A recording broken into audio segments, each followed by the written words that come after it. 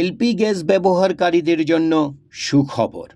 ভোক্তা পর্যায়ে এলপি গ্যাসের নতুন বিক্রয় মূল্য নির্ধারণ করা হয়েছে আজ। প্রতি 12 কেজি সিলিন্ডারের দাম 91 টাকা কমিয়ে 1273 টাকা নির্ধারণ করা হয়েছে।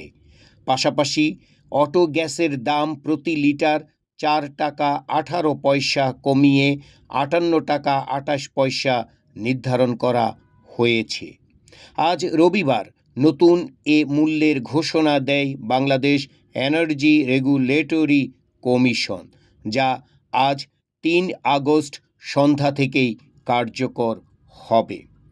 এর আগে গত 2 জুলাই 12 কেজি সিলিন্ডারের দাম 39 টাকা কমিয়ে 1364 টাকা নির্ধারণ করা হয়, আর 1 টাকা 84 পয়সা কমিয়ে অটো গ্যাসের দাম প্রতি লিটার 62 টাকা 46 পয়সা নির্ধারণ করা হয়েছিল। অটো গ্যাসটি হচ্ছে যে গ্যাসটি এলপিজি গ্যাস গাড়িতে ব্যবহার করা হয়।